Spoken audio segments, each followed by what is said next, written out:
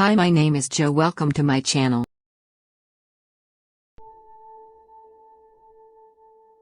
It's Hansiki Chaudhary, and I am from India.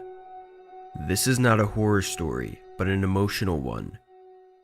This all started this year when my maternal grandfather got sick one day and my mom and dad went to meet him, but unfortunately he died. After that, my father gets symptoms of COVID and headed home, so me and my brother were staying with my grandmother. After coming home, he starts to get so much fever and cough that he has to be admitted to the hospital. He stayed there for 5 days and died on April 30th. After getting the news, I fainted, but days after that, we started to get our normal life back. But one night my father came into my dream and he was in the car with me. We were driving somewhere and then the car stopped to a dark bridge. I see him get out of the car and start going somewhere. I immediately stopped him and asked him where he was going, and he said he didn't know, and then I became aware that this was the last time we would see each other, so we both hugged each other and started crying. I said he had a dangerous type of coronavirus. Then I asked him what we'd do in our life. He answered, saying that he didn't know. Then I noticed a man standing behind him, and I asked my father who he was. My father said that the man was trying to take him somewhere. I cried some more, and then we said our final goodbyes. After that, I never saw my dad in my dreams. I really miss him. I know he will never come back. So the only message I want to give you is to try to spend time with your parents and siblings, because they could vanish at any time.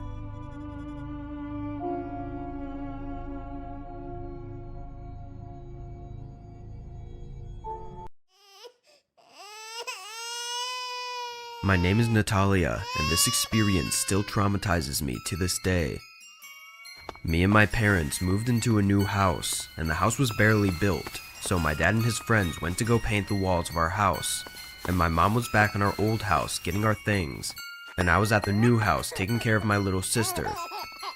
At night, my parents had to go to the store to get more paint, and they told me to stay home to take care of my little sister, and then left. My little sister was in the living room sleeping, and I went to my room. I was tired and totally forgot that my sister was in the living room, so I fell asleep. But while I'm half asleep, I hear glass break, and I get up quickly and hide in my closet until I remember my baby sister was down there. I quietly went down the stairs and snuck into the living room. Thankfully, my baby sister was still sleeping, so I picked her up. But the moment I grabbed her, I heard something coming through the kitchen. I slowly went over to check. In the kitchen, there was a man going through our trash can and eating everything in it. He turned around to look at me, and I ran up the stairs and went to my closet. I was crying as I stayed in there, and I heard footsteps coming from outside my room. He said, "Don't be afraid of me. I just wanted to eat. But now, you're my next meal." I stayed silent and put my baby sister down. Then I got a hammer that was in my closet and went out. The man was outside the door and I hit him in his head 14 times until I heard my baby sister crying. I got her and went outside, then sat there with my bloody hands and shirt. 5 minutes go by and my parents come home.